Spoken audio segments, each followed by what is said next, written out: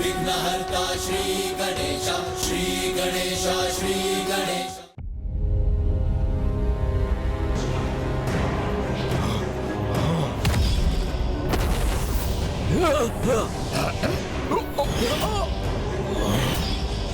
युद्ध करना चाहते थे ना तुम, तो भयभीत होकर अचानक पीछे क्यों हट गए? साहस है तो आगे बढ़ो, आगे बढ़ो और अंत करो इस युद्ध का।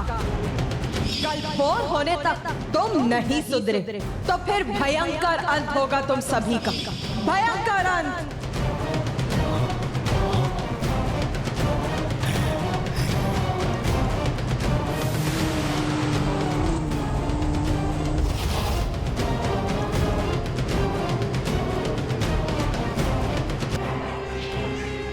असुर सम्राट, कितना विकराल रूप था उस देवी का। वो आज ऐसी थी तो कल युद्ध भूमि में और कितनी भयंकर होंगी वो। असुर सम्राट, आपने कितने कठिन अनुष्ठान को पूर्ण किया है,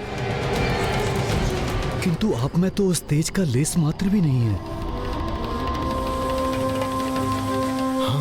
उनके उग्र स्वरूप को देखकर तो ऐसा प्रतीत हो रहा था मानो वो क्षण भर में ही संपूर्ण असुर सेना का विनाश कर देंगी। इन्हें पराजित करने का अर्थ तो संपूर्ण सेना को पराजित करने के समान है। रुको! तुम मेरे साथ हो या उस देवी आदि शक्ति के साथ? आपके साथ हैं हम असुर सम्राट, आपके साथ हैं हम। इसीलिए तो आपको उचित सुझाव दे रहे थे सम्राट। इनके समक्ष समर्पण में ही आपकी भलाई है। उनके शरणागत बन जाइए सम्राट, इसी में आपकी भलाई है और हम अन्य असुरों की भी। बस बहुत हुआ तुम्हारा अनर्गल प्रलाप।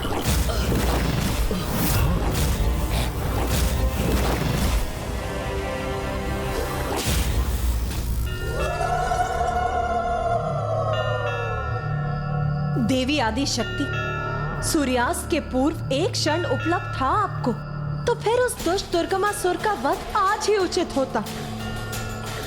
हाँ देवी, आपने आज ही उसका वध क्यों नहीं किया? पापों की गागर।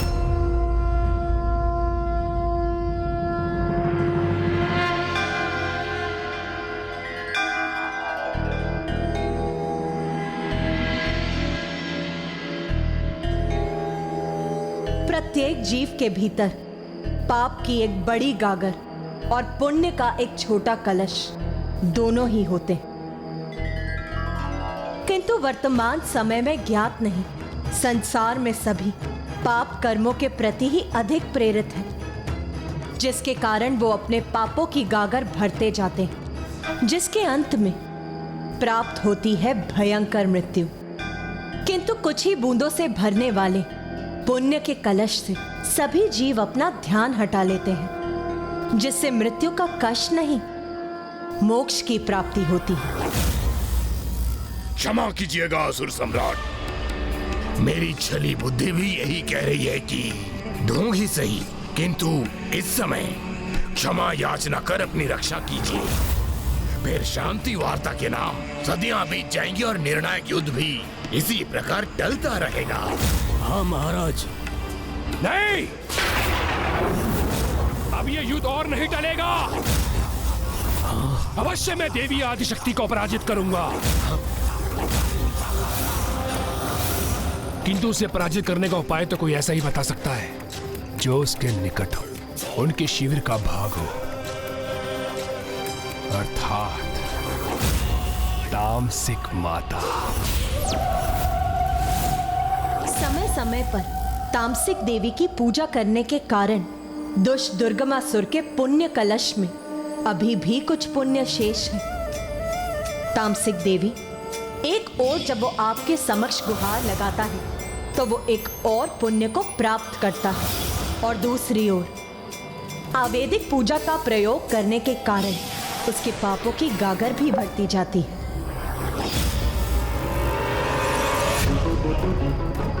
मुझे ज्ञात है माता, यदि मैं आपका आह्वान करूंगा तो भी आप मुझे दर्शन नहीं देंगी, इसलिए मैं स्वयं आपके निकट आऊंगा।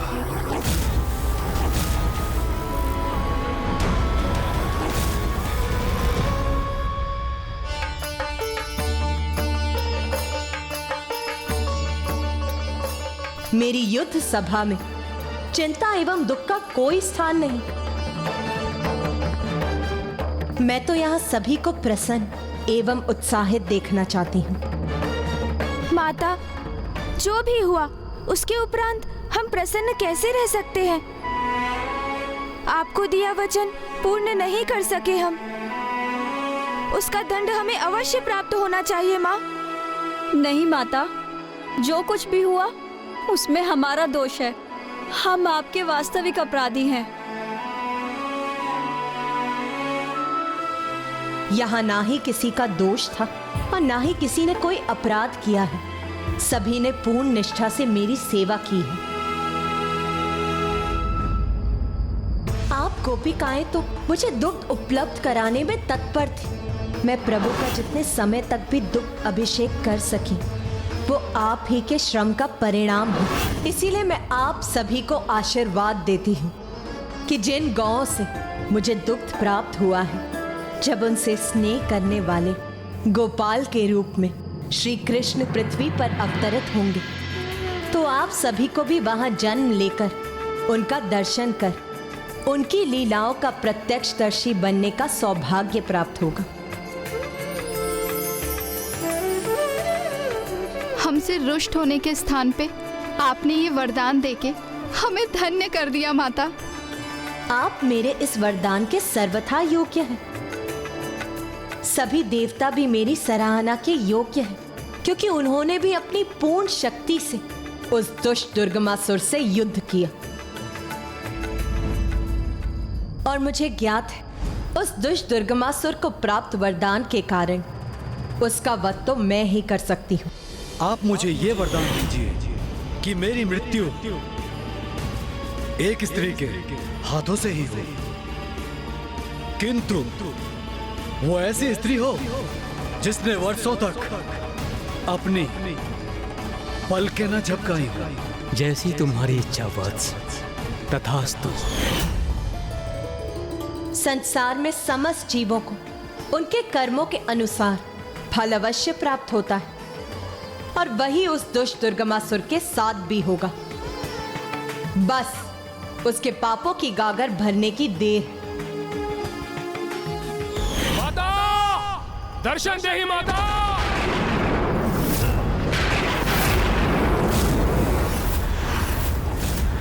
मां, दर्शन दीजिए।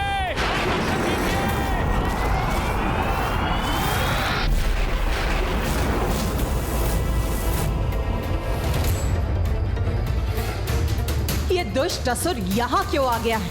उसने यहाँ आने का दुस्साहस कैसे किया? तामसिक माता एवं अन्य सभी माताओं से मेरी विनती है कि आप सभी शिविर में जाकर विश्राम कीजिए। इस दुष्ट को क्या चाहिए वो मुझे ज्ञात है। मैं अभी वहां जाकर इसका उपाय करता हूँ।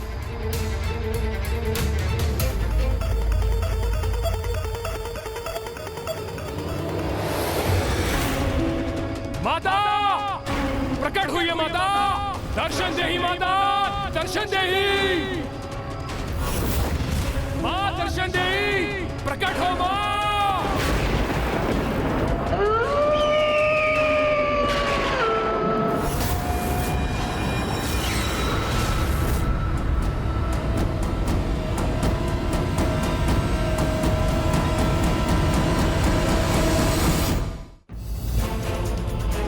संसार में समस्त जीवों को उनके कर्मों के अनुसार फल अवश्य प्राप्त होता है, और वही उस दुष्ट दुर्गमासुर के साथ भी होगा। इसके पापों की गागर अब भरने वाली है, किंतु यदि ये तामसिक माता के समक्ष पहुंच गया तो पुनः कुछ पुण्य भी प्राप्त कर लेगा ये।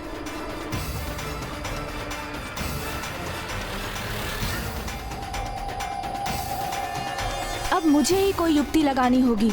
बाहर आइए माता, दर्शन दीजिए मुझे माता। तामसिक माता, दर्शन दीजिए। भक्त भगवान को आदेश नहीं देते मूर्ख। अपितु उनसे विनती करते हैं।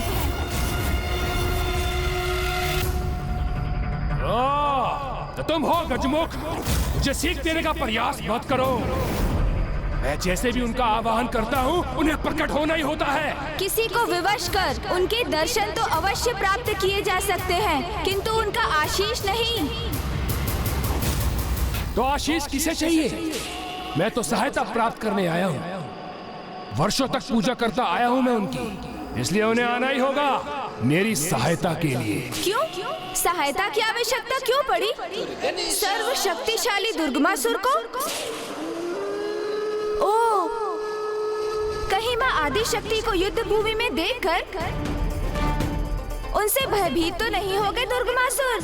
माता तो वो तुम्हारी है, मेरी नहीं।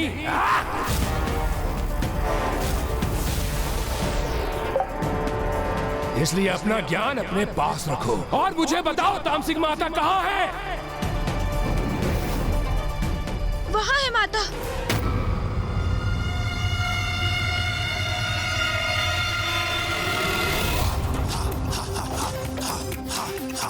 माता तुम्हारे समस्त प्रश्नों के उत्तर के साथ वही दर्शन देंगी तुम्हें।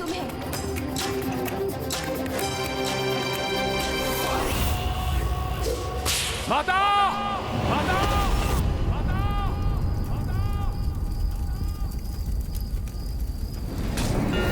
माता! बोल, अब क्या चाहिए तुझे? वही माता जो प्रत्येक योद्धा चाहता है, विजय, युद्ध में विजय माता।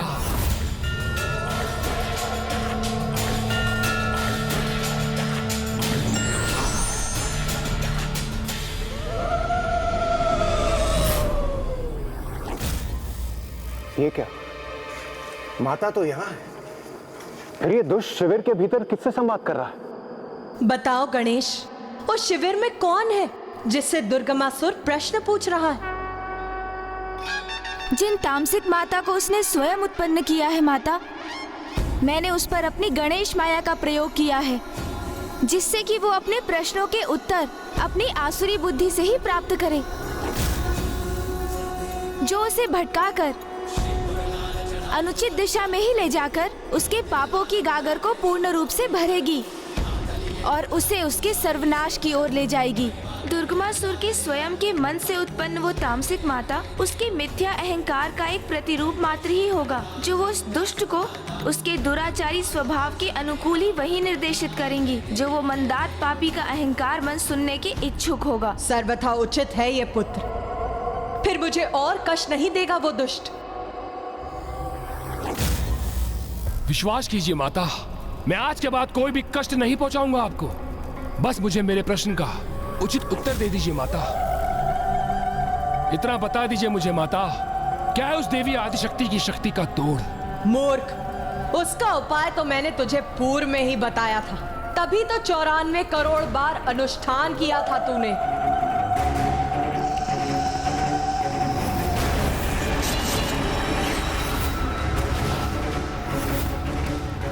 वो तो मुझे भी ज्ञात है माता, किंतु अब इस अंतिम युद्ध से पूर्व कोई सुझाव तो दीजिए मुझे माता।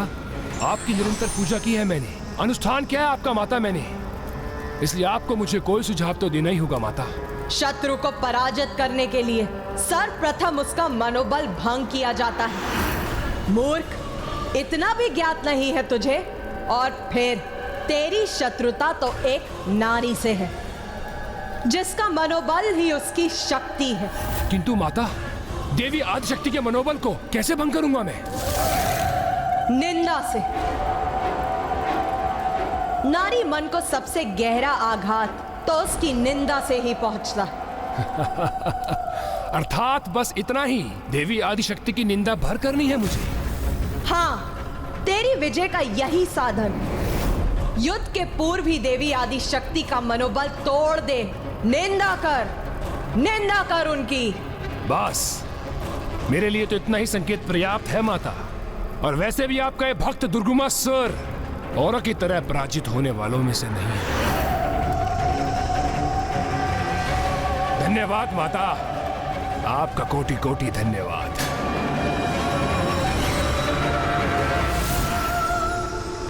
हाँ, तेरी विजय का यही साधन है। युद्ध के पूर्व ही देवी आदिशक्ति के मनोबल को तोड़ दो। निंदा कर उसकी, निंदा।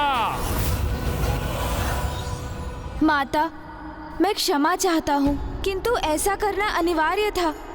नहीं पुत्र, तुम्हें क्षमा याचना करने की कोई आवश्यकता नहीं, क्योंकि जो धर्म का पालन नहीं करते, किसी की विवशता को अपना अस्त्र बनाते हैं, उन्हें इस प्रकार पाठ सिखाना कदाचित अनुचित नहीं। पुत्र गणेश, तुम चतुर ही नहीं, तुम अच्छाई के लिए विघ्न हरता हो। तो बुराई के लिए विघ्न करता भी तो हो।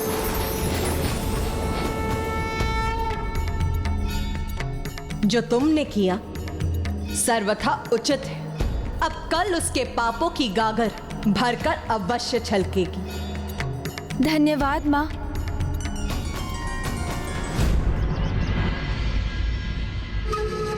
दुर्गमासुर की, दुर्गमासुर की, दुर्गमासुर की, दुर्गमासुर की, दुर्गमासुर की, दुर्गमासुर की, दुर्गमासुर की, दुर्गमासुर की, दुर्गमासुर की।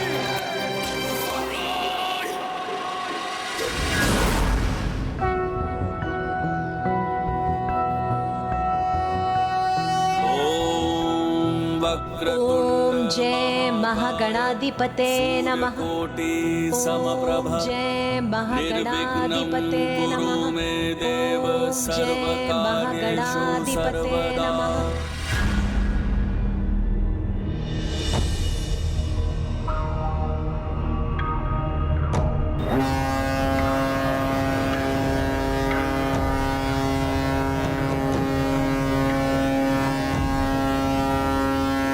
प्रतीत होता है दुर्गमासुर अपनी मृत्यु के लिए कुछ अधिक ही अधीन हो रहा है।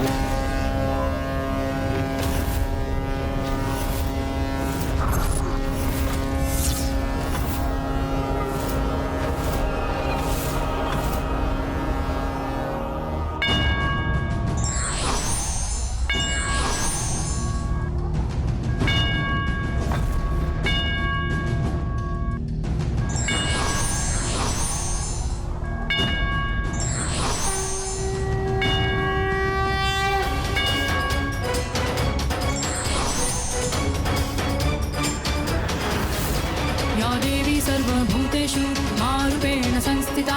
नमस्तस्यै नमस्तस्यै नमस्तस्यै नमो नमः। या देवी सर्वभूतेषु शक्तिरूपेण संस्थिता।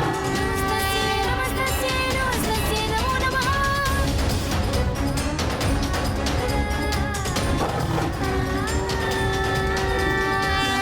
माता आदिशक्ति की जय। माता विंध्यवासिनी की जय। माता आदिशक्ति की जय। माता विंध्यवासिनी की जय। माता आदिशक्ति की जय। माता विंध्यवासिनी की जय। माता आदिशक्ति की जय। माता विंध्यवासिनी की जय। माता आदिशक्ति की जय। माता विंध्यवासिनी की जय। माता आदिशक्ति की जय। माता विंध्यवासिनी की जय।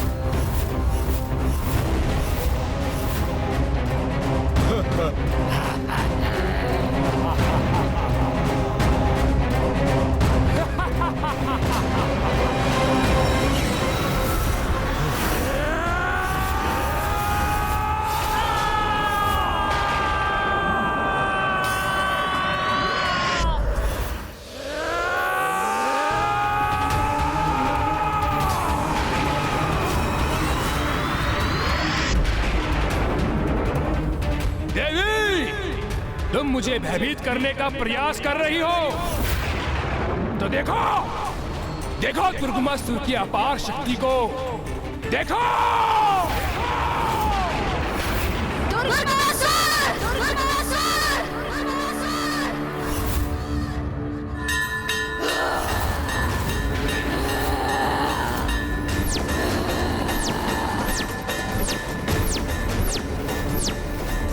अनेक भुजाओं को प्रकट कर व्यर्थ है तुम्हारा शक्ति प्रदर्शन, क्योंकि तुम्हारा दुर्भाग्य अब तुम्हारे समक्ष है।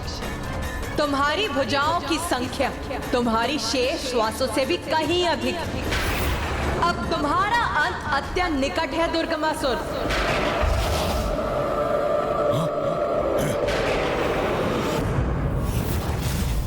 देवी अंत मेरा नहीं, अपितु तुम्हारा होगा, क्योंकि तुच्छ नारी होकर तुमने इतना बड़ा दुस्साहस किया है। युद्ध भूमि में पहुंचकर मुझे चुनौती दी है। महाशक्तिशाली महासुर दुर्गमासुर को, जिसका अंत करना दुर्गम ही नहीं अपितु असंभव है। असंभव है।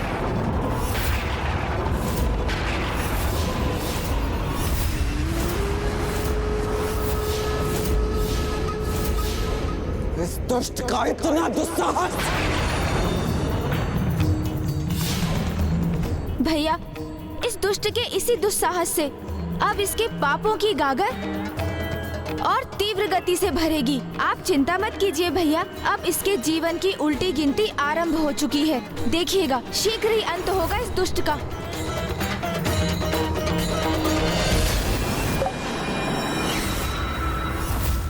कहाँ है वो देवता? इतने पुरुषहीन हो गए वो? क्या उन देवताओं में एक भी पुरुष शेष नहीं जो एक तुच्छ नारी को युद्ध के लिए आगे कर दिया?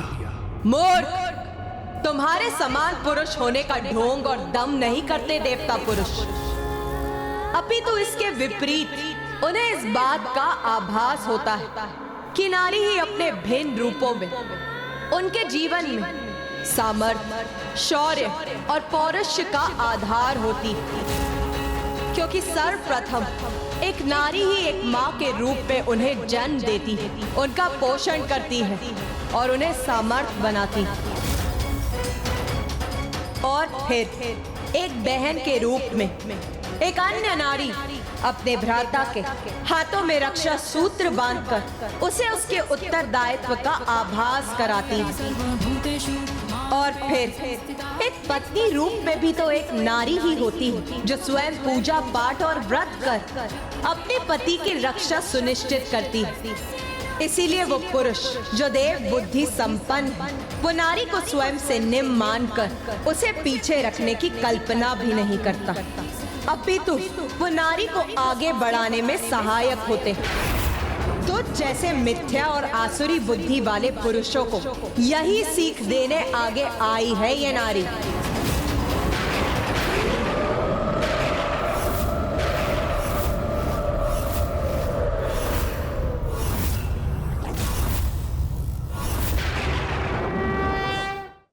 ये तो बड़ी भूल की तुमने देवी। नारियों के समान अपनी जीवा और पांव दोनों को नियंत्रण में रखना चाहिए था, किंतु तुम्हारी ये भूल अब तुम पर बहुत भारी पड़ेगी।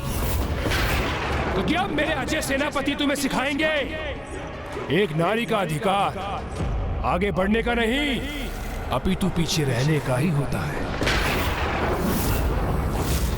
उसका स्थान सीमित क्षेत्र होता है, जिसके बाहर आने पर बड़ा भीषण परिणाम होता है। देवी,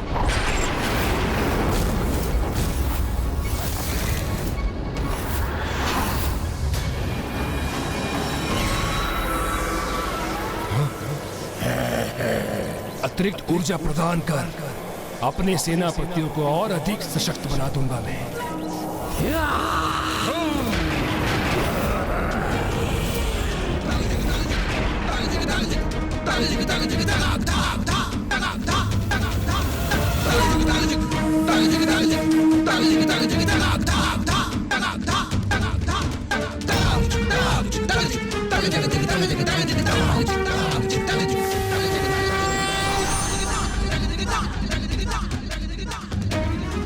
मूर्ख असुर, ब्रह्मांड में व्याप्त समस्त शक्ति की स्रोत हूँ मैं, एक नारी हूँ मैं, और एक नारी शक्ति को सीमित समझने वाले मेरी शक्ति के समक्ष तुम्हारी शक्ति वास्तव में तुच्छ ही है। और फिर भी उसका अपार दम्भ है तुम्हें। जो तुम्हारे नष्ट होने के साथ ही शीघ्र ही खंडित हो जाएगा, और जो मेरी शक्ति से सुरक्षित है तुम उसका स्पर्श भी नहीं कर पाओगे।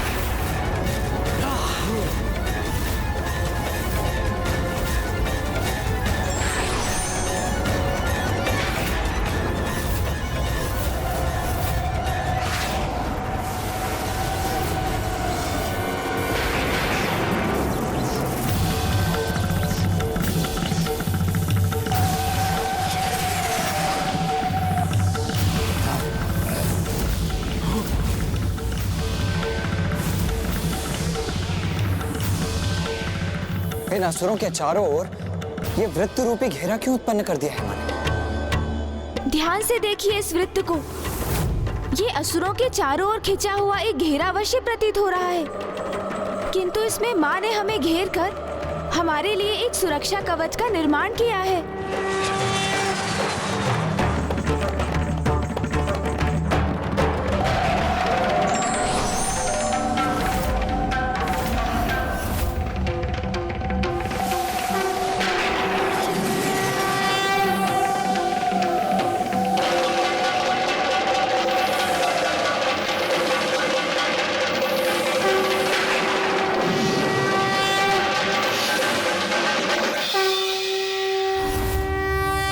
माँ को ज्ञात है कि इस युद्ध के आरंभ होने पर यहाँ अनंत शक्ति का प्रयोग होगा, इसलिए हमारे और शेष सृष्टि के चारों ओर अपने दिव्य सुरक्षा कवच का निर्माण कर अब माँ सभी की सुरक्षा के प्रति निश्चिंत होकर युद्ध के लिए तत्पर हो गई हैं।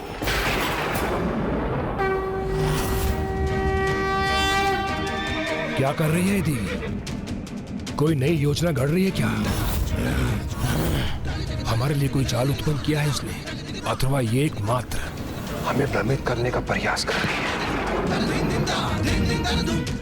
है। कुछ नारी, युद्ध करने आई हो तो युद्ध करो। मैं तुम्हारी किसी मायावी क्रीड़ा से प्रभावित होने वाला नहीं। आगे बढ़ो और युद्ध करो मुझसे।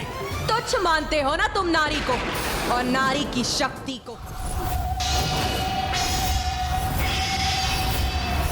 माँ ने अपने माता चंद्रघंटा, माता कालरात्रि और माता कुष्मांडा स्वरूप प्रकट किए हैं, जो अब शीघ्र इन असुरों का संहार करेंगे।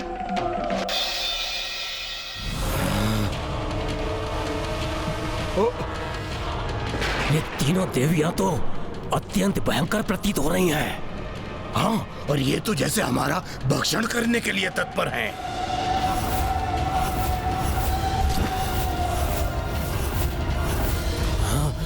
मेरे महायोद्धाओं, चिंता मत करो।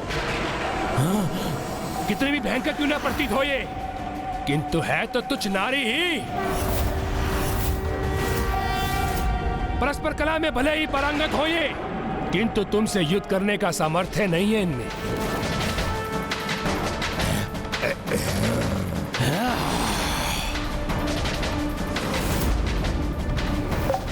दुष्ट, इसी प्रकार तुम माता का अपमान करते रहे तो कदाचित युद्ध से पूर्व तुम्हारे पापों की गागर पूर्ण रूप से भर जाएगी, और फिर वही काल बनेगा एक नारी के हाथों तुम्हारी पीड़ादायक मृत्यु का।